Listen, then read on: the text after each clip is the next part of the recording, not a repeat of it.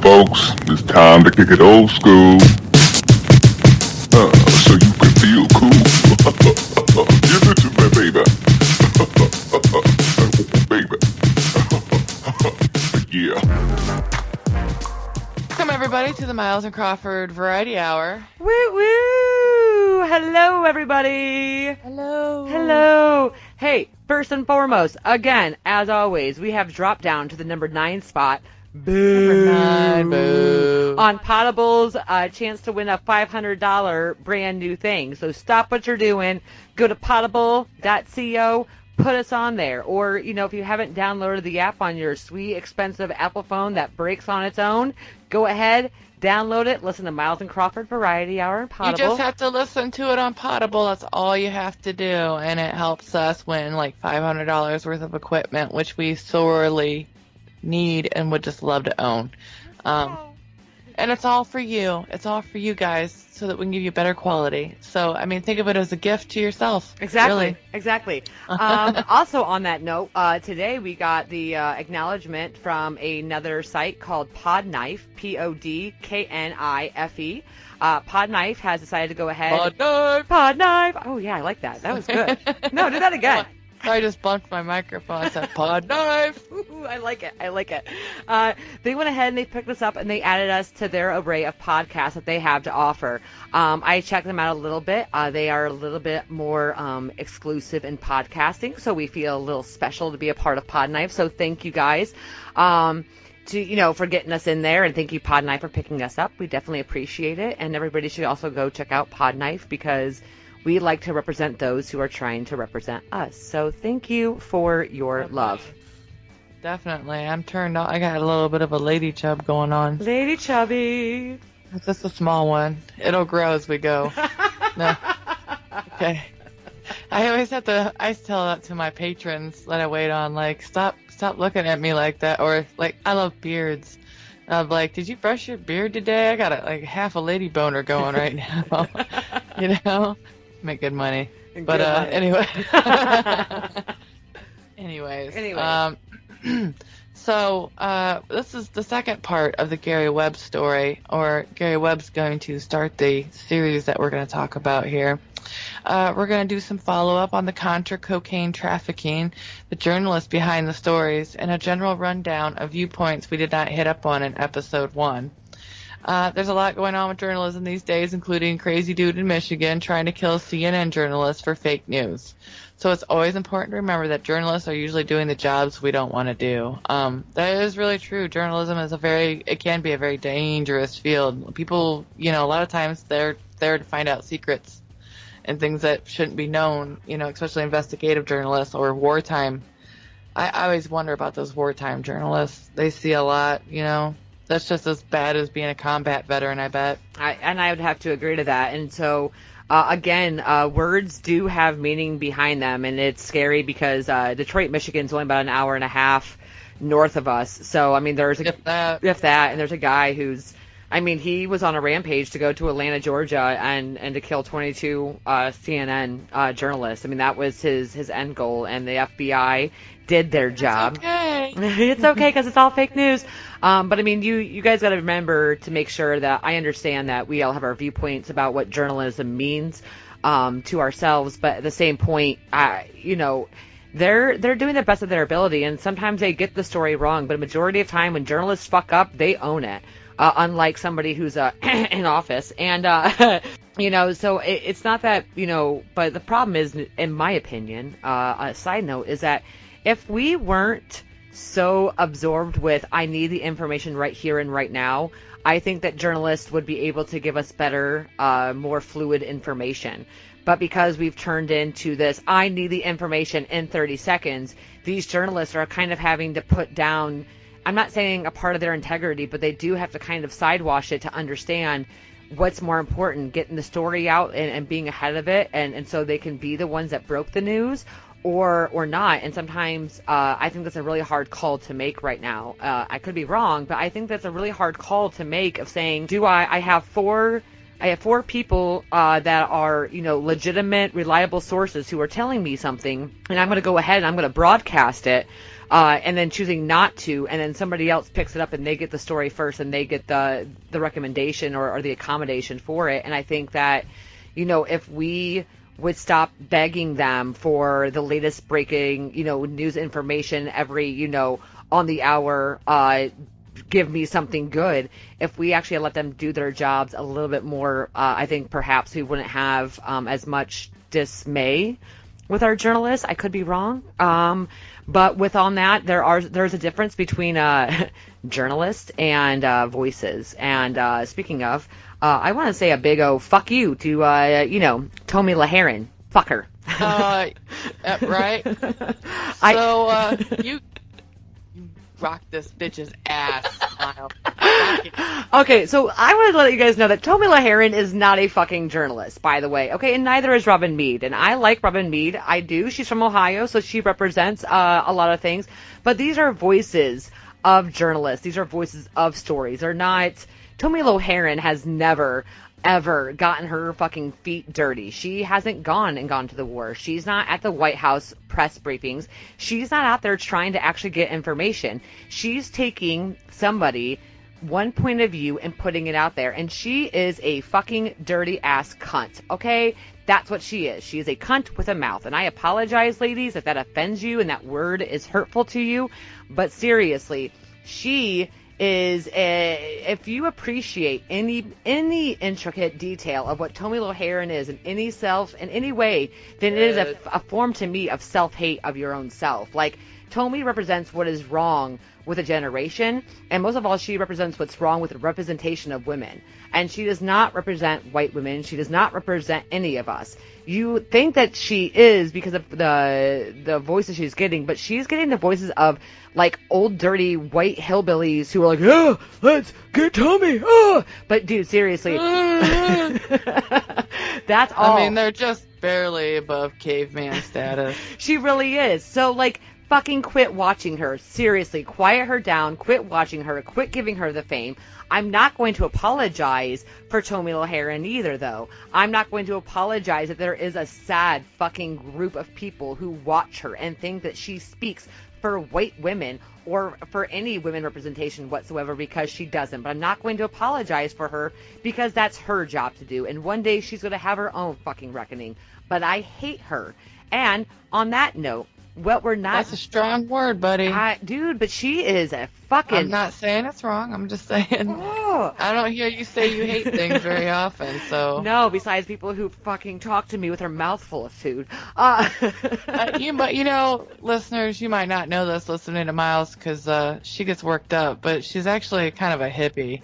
I mean, she's usually, like, pretty, like, go with the flow, dude. Yeah. She doesn't even smoke pot, but, I mean, for the most part, she's pretty smooth. I do. I like people. Gets out and gets passionate and lets out the other Miles. The inner Miles comes out. The inner. Just so everybody knows, she's got split personality.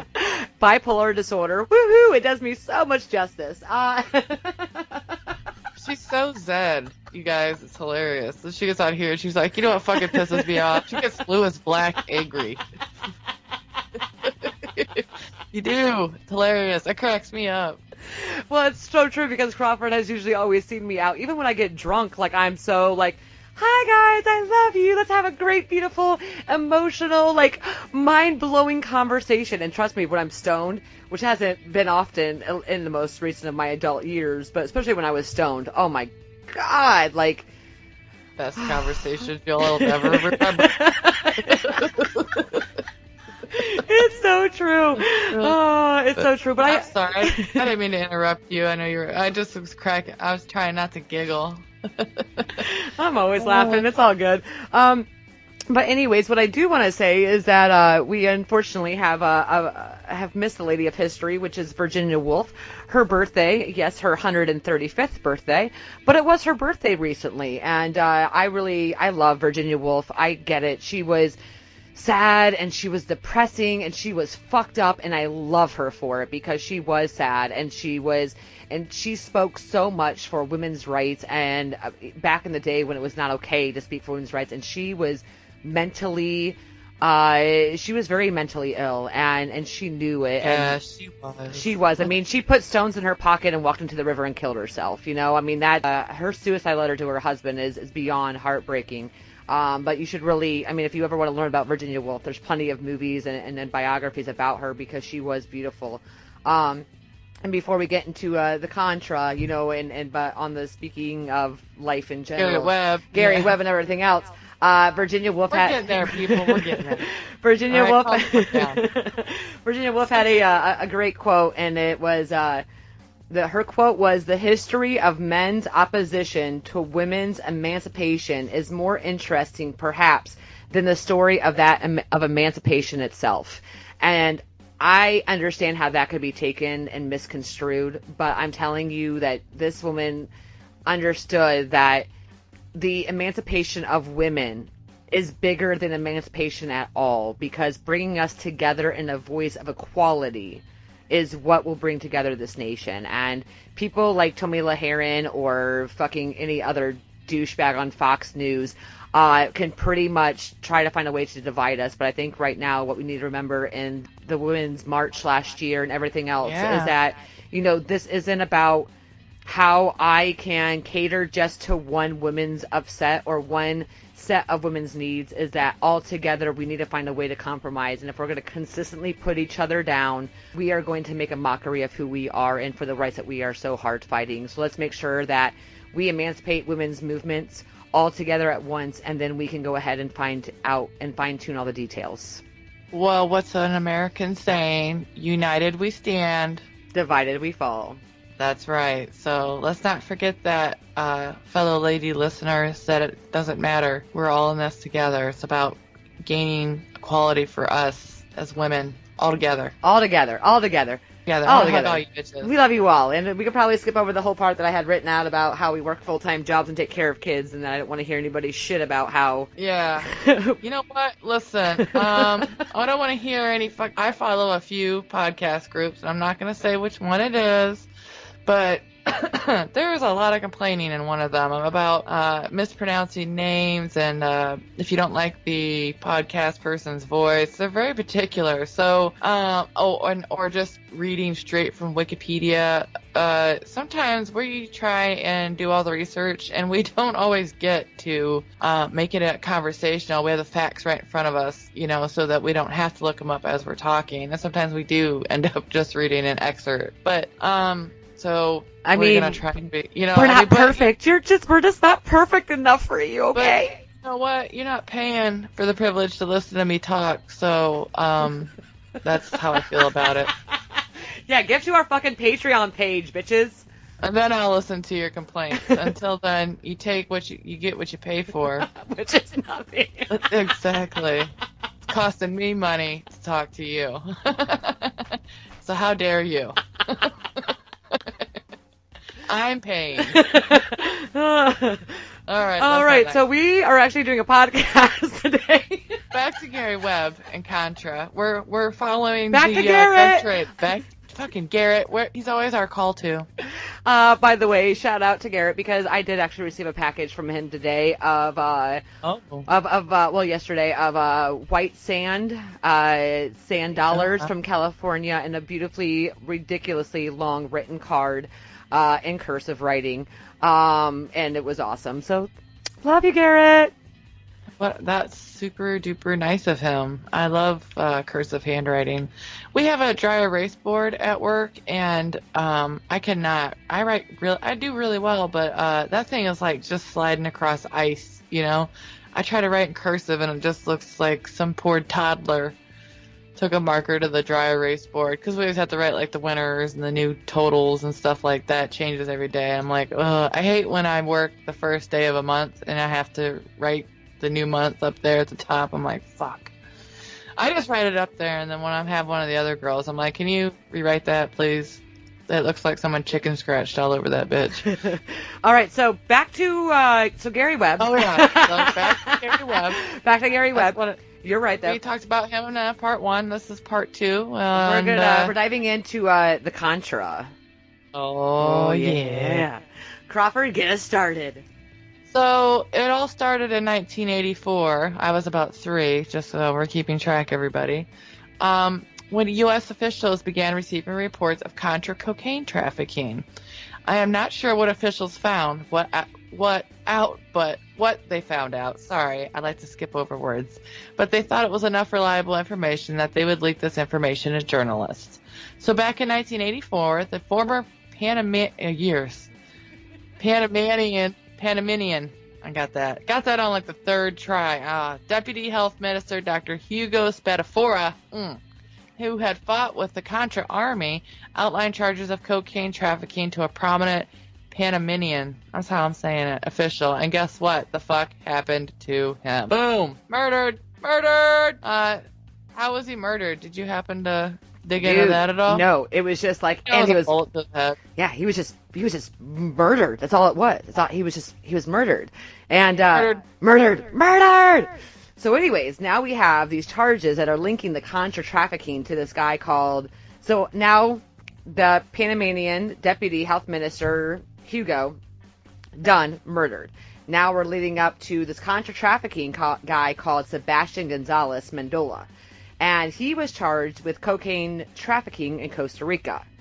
All right, that's all we've got for 1984. Something else happened in 1984 that, honestly, like, I spent 2 days and I could not find out what else happened in 1984 between this Hugo Spadafora guy and Sebastian Gonzalez. There's a lot of, like, I'm sure if I went on Reddit, I would have found out more. But now we have to, unfortunately, jump forward to 1985, and that is when another Contra leader, who has yet to be named, told U.S. authorities that there was a group that was being paid $50,000 by Colombian traffickers to help with a 100-kilo cocaine shipment. And that the money would be going for the cause of fighting the Nicaraguan government. So we know that the Contra was involved with the Colombians, who were both attempting to fight the Nicaraguan government and appear to tell the U.S. authorities all of this because during the 1980s, Nicaragua. Ugh. I know, it's a messed up one. It is. So it's that in country. Yeah. Was embroiled into a decade-long struggle between the leftist Sandinista government, which confiscated private property and maintained ties with rebel forces in neighboring. I can't even say that. Neighboring. New word. Neighboring. We've created new words, folks. El Salvador. And Innuendo. I'm sorry, that's dumb. I'm sorry. It's a very serious topic. and U.S.-backed counter-revolutionary forces. So the U.S. was very interested in anything that was going for or against this situation. Because, you know, America, we love putting our big-ass nose in shit. Loving us some motherfucking conflict. Yeah, we always have that back. We always have ulterior motives. What do they call that? The hidden agenda. The hidden agenda. I like it. Hidden agenda. Hidden agenda. Okay, so I almost went off track, but I'm not going to. Well, it's because, like, you are always in Italian. Like, we swap spots on the paper. That's why. Yeah. Do you watch the show The Middle? Yes. Okay, you ever see when Brick, he'll say a word, and then he'll look down and he'll say it softly to himself again? Have you ever seen him do that? Like, he'll say, he'll be like, sabotage. And that's how I feel about that. Like, when we nail words, I'm like, we love us some conflict. Okay. So, anyways, in 1985, the National Intelligence Estimate revealed cocaine trafficking, not cocaine, links to a top commander working under Contra leader Eden Pastora. Pastora, of course, was complained about such charges as early as March 1985, claiming that 2 political figures in Washington told him last week that the State Department and CIA personnel were spreading the rumor that he is linked to drug trafficking in order to isolate his movement. So Eden Pastora was either lying or perhaps he was telling the truth. Maybe perhaps there were rumors coming straight from Washington. By the end of 1985, these and other additional charges were laid out in the Associated Press article. These were laid out after an extensive investigation which included interviews with officials from not only just the DEA but also by Customs Service, the FBI, Costa Rica's public security ministry. Not only that, but as well as rebels and Americans who work with them. No fucking shit. So 5 American Contra supporters who worked with the rebels confirmed the charges. They were noting that 2 Cuban Americans used armed rebel troops to guard cocaine at clandestine airfields in northern Costa Rica. They identified the Cuban Americans as members of an anti-Castro. This group participated in the 1961 Bay of Pigs invasion of Cuba. They also said they supplied information about the smuggling to U.S. investigators. One of the Americans said that in an ongoing operation, the cocaine is unloaded from planes at rebel airstrips and taken to an Atlantic coast port where it is concealed on shrimp boats. They are later unloaded in the Miami area. Like, whoa.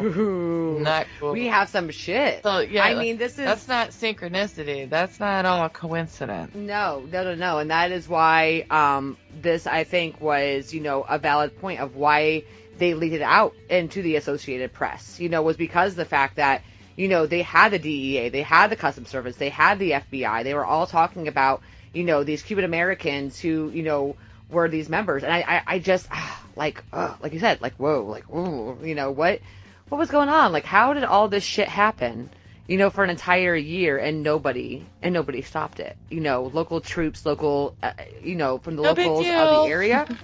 No big deal. Nothing to see here. Move along. So now we get to the following year in 1986. So the San Francisco Examiner published a report on the 1983 seizure of 430 pounds of cocaine. 430 pounds. That's a lot of coke. That's a lot of coke. I don't do cocaine, but I do like the smell of it. So don't fucking joke. That's just, I'm so sorry. I'm so embarrassed. They just pop out. Miles, grab yourself. Miles, get yourself together. That was good. That was good, Crawford. Thank you. I despise it. But I love the smell of it. That's okay. Okay, I good. throw you off your game. You did. But that's all good. It's all worth it. Get that rhythm. So anyways, after we have seized the 430 pounds of cocaine, that then indicted that a cocaine ring in the San Francisco Bay helped finance the Nicaraguan Contra rebels. So something as far as from San Francisco helped out with the Nicaragua Contra rebels. So this all really interties with America in general. So there was this guy named Carlos Cabezas. He was convicted of conspiracy to traffic cocaine, and he said that all of his profits came from his damn it, now I can't talk. Okay. I threw you off. Carlos? Me. Sorry. We're gonna have to pause and do our vocal exercises, everybody. I'm so sorry. No one's like, they're like, what the hell's going on? They've been laughing really Okay. Well,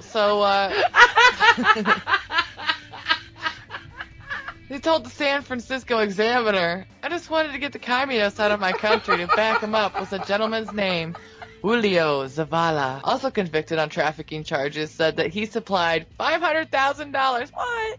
Who's got 500,000? Here, take 5, whatever. To 2 Costa Rican-based Contra groups, and that the majority of it came from cocaine trafficking in the San Francisco Bay Area, Miami, and New Orleans. New Orleans. Okay, No, it's New Orleans. New Orleans. When I was in New Orleans. Yeah, you did. Nolans. She took a business trip because she is important. I am important, damn it, and I love Travels, everybody. Whew, it's the travel season's coming upon us, man. I'm really excited about it. Yep, she does have some things coming up, folks. God, I got so much. I can't wait till I actually get to go back to Colorado and just get stoned, and I want to do like an on-air, like live fucked up video of me getting good Colorado weed. So now we are going to go forward again. Yes. No, actually, we're still in 1986. I'm sorry, we're not going too far forward. 86 so we're still was a year of happenings, and I was 3. in 1986. I was 5. So if you're keeping track, everybody. Just so you know how old we were. There was a senator, I'm not sure if you've heard of him, his name is John Kerry. What? And another senator, not sure if you've heard of him, he's called Christopher Dodd. They proposed a series of hearings at the Senate Foreign Relations Committee regarding charges of Contra involvement in drug trafficking. These hearings proved at least 3 things: participation of narcotic traffickers in Contra supply operations through business relations with Contra organizations. 2, provision of assistance to the Contras by narcotics traffickers, including cash, weapons, planes, pilots, air supply services, and other materials on a voluntary basis by the traffickers. And 3, payments to drug traffickers by the United States State Department of funds authorized by the Congress for humanitarian assistance to the Contras. In some cases, after the traffickers had been indicted by federal law enforcement agencies on drug charges, in others, while traffickers were under active investigation by the same agencies. Holy shit. We just fucked up. Everybody was getting high on coke in the 80s. Oh, I mean, man. that was apparently, Yeah. that is not like a fucking Studio 84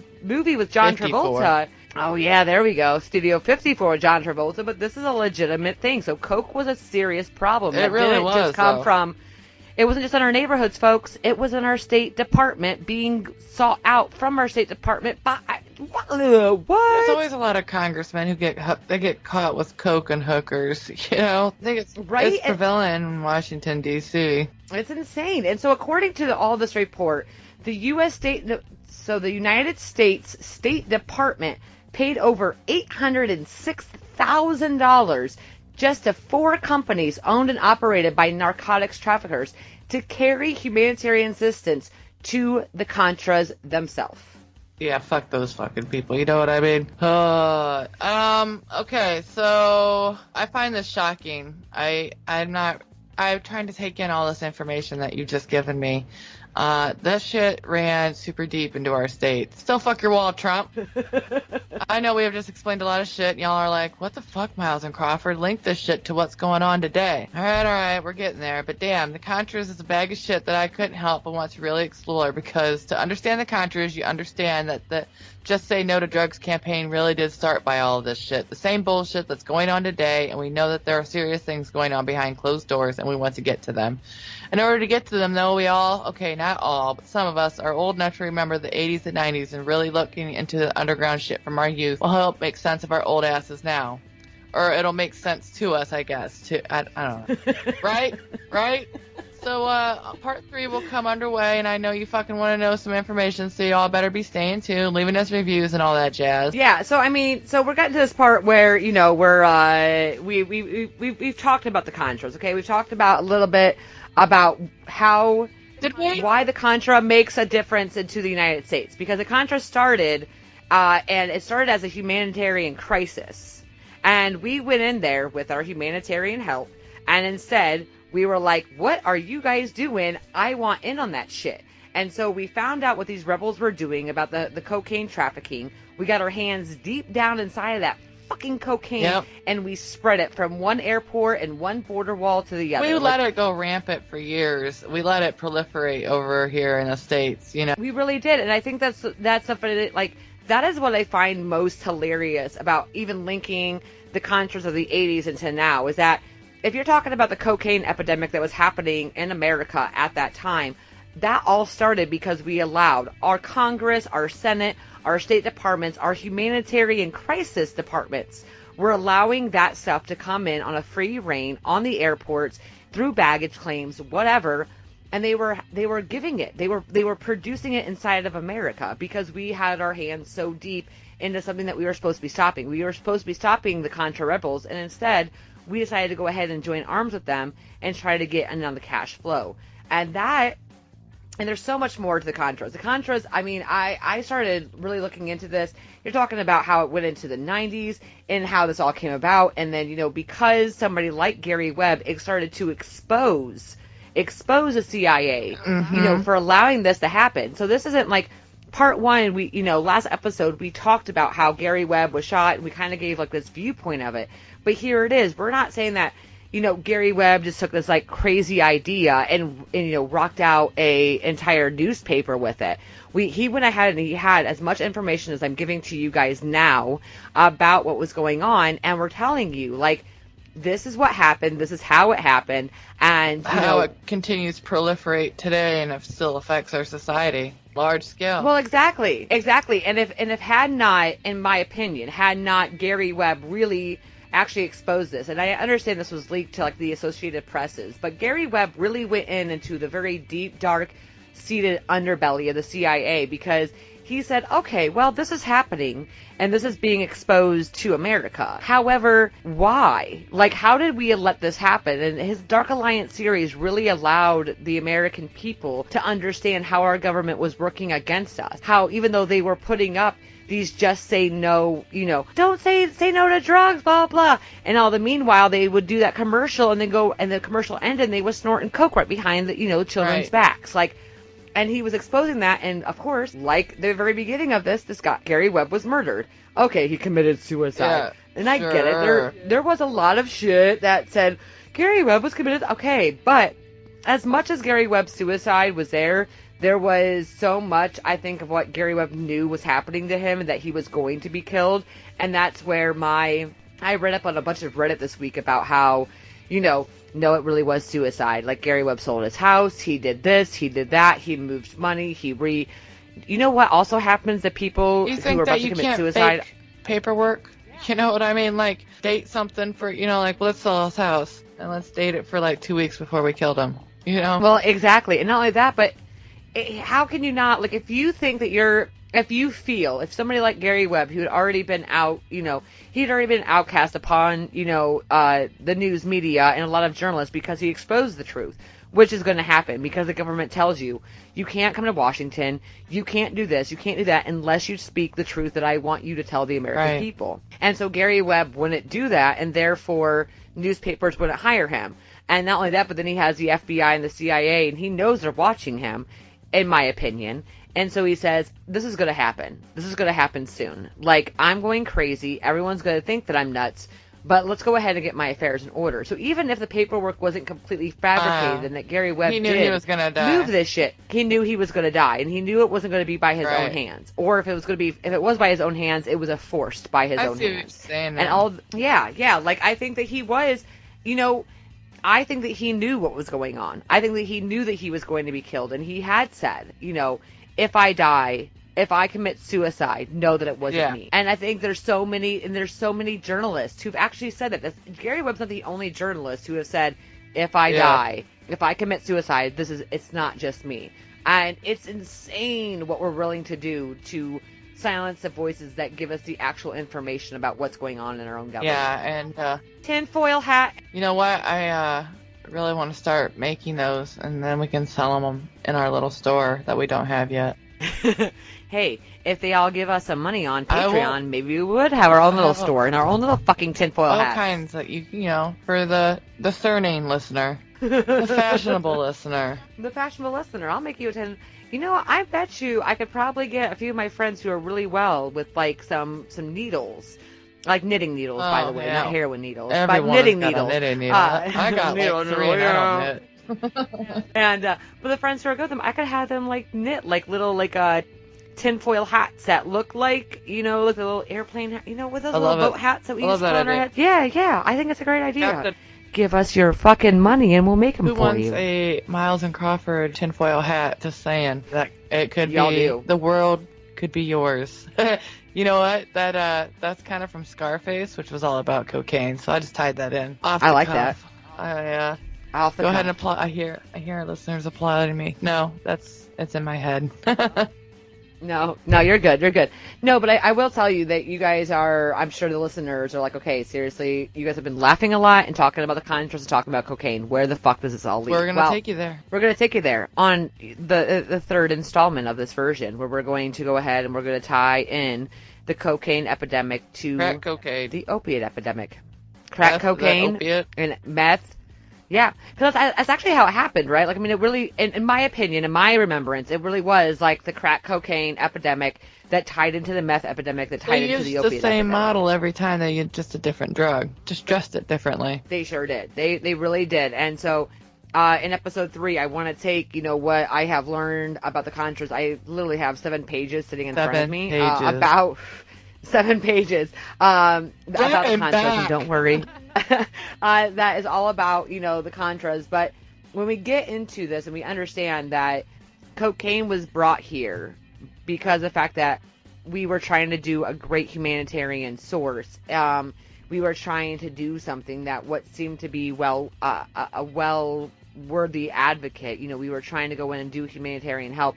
And you know, we tied that into something into the 80s, and we turned it into the 90s. We're talking about late 80s also, after the Contras has ended. You also got to remember that we entered Desert Storm. And then, right, you know, from Desert Storm... Pablo Escobar's rise, early 90s, late 80s. Exactly, because we had to get rid of one drug, and we had to find new outlets. So I think, in all honesty, like, and I you know, again, this is a really deep-seated fucking tinfoil hat, but like, I got mine on. You know, but if we have to tie this in, I mean, you got to think about it. Like, if we got rid of the Contras and we exposed this to the American press, and Gary Webb exposed this, and there was an entire series that was based off of this, now we have to find a new, in order to be able to still continue our dirty deeds with the Contras, we had to make a new nemesis. We had to make somebody else that was out there that was bad for America, and drugs were bad for America. And, you know, you're talking about Ronald Reagan, you're talking about Nancy Reagan. A majority of us remember those elementary, you know, commercials that were out there talking to us about what we thought Just Say No Drugs was about. And don't get me wrong, in fourth grade, I was a part of the Just Say No Club. So who was it? Everybody wanted one of those green T-shirts. I mean, you gotta walk in the Halloween parade. You gotta have a whole bunch of candy. You gotta, like, stay after school and do cool shit. Like, That's I just wanted the T-shirt. Everybody had one. Mm-hmm. Yeah, I wanted it. Everybody had one.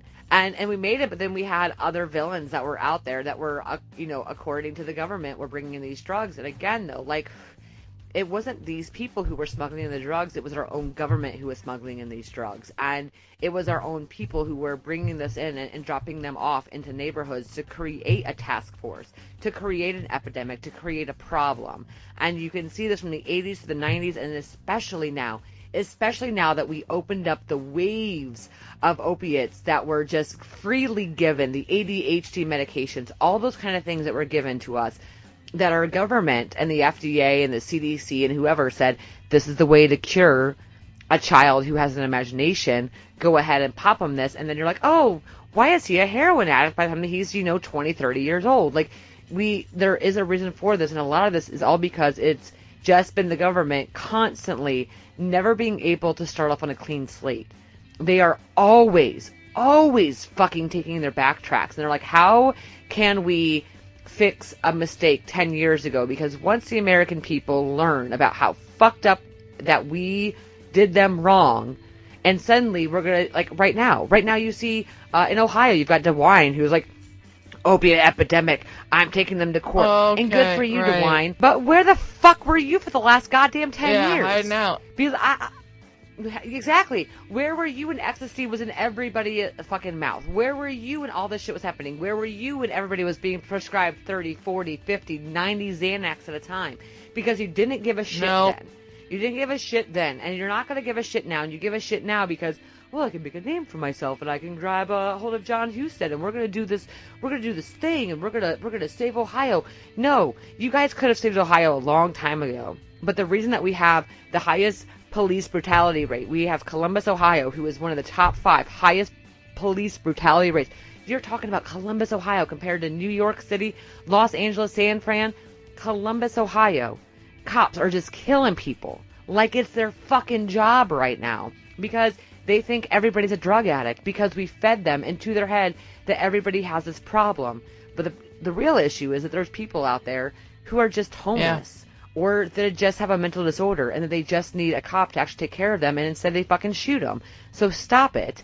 And not only that, but again, if they had really cared, all they were doing is they're whitewashing all of this and saying, well, it's a problem. It's the pharmaceuticals. No, it's your fault in the first place for allowing the FDA to prescribe these kind of pharmaceuticals to our children at such a young age.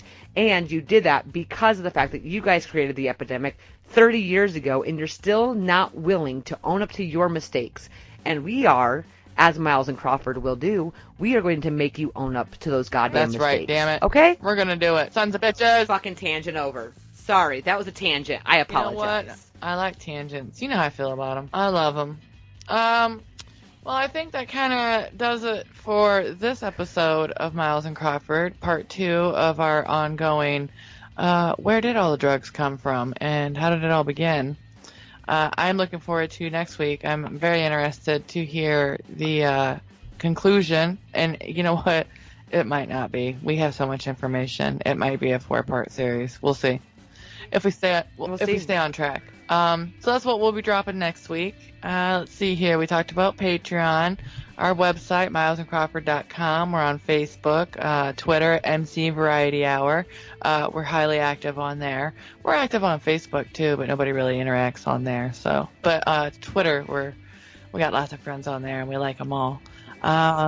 We do. We love you guys, by the way, and thank you to everybody on Twitter. I will have to say, I want to my podcast shout out of the week. Yes.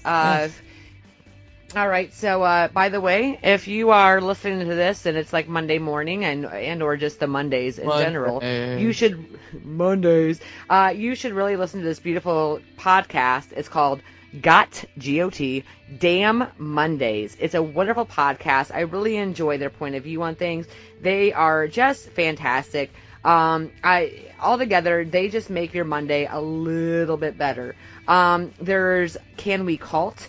Now, Can We Cult is a really fun one. I like them because it really is about the cults in America, and that I believe, again, who has all happened because, like us, they have some serious tinfoil hats. So Can We Cult helps dissect the cults that are happening all around.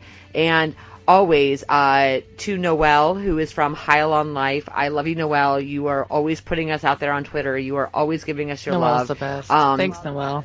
Noelle's the best. Thank you. And your podcast, Heil on Life, should always get some sweet hits. Just listen, and you guys will enjoy. Those are my three. We obviously have three amazing taste. If you listen to us, then you should definitely dig our recommendations, I would think. Ooh, wait. Also, by the way, for those who are political, for those who want some like political, funny, like lighthearted, but like semi kind of like us, I would say Politics with Dummies. That's what our show should be called. It really is. Those guys are fucking hilarious. I really enjoy them. They're like us. They're raw. They're very unscripted. They just they blather on, but at the same time, like they get to the point. They constantly recheck themselves. It's a fantastic little fun podcast to listen about politics without having the heart-wrenching news of politics. So Politics with Dummies. Definitely always giving you guys a shout out as well. That's a good one. I like to follow History Dweebs. They take a lighter look at the darker side of history, and they have different people, but there's a core team, and it's a really funny show. They have a pretty big following already, so they don't really need my shout out, but I'm in their Facebook group, and they crack me up. They have a really big Facebook group, but it's a good community. So if you like podcasts and podcast communities, they have a very active one and a hilarious podcast about some very bizarre shit in our history. So, yay! Thanks for the shout outs, guys, by the way. Oh, and WAFL Productions, we want to thank you guys as well because you guys gave us a shout out on your last podcast. So we want to give a shout out to I'm not sure if it's Waffle, but I'm going to say Waffle because it's WAFL. That's how I would say it.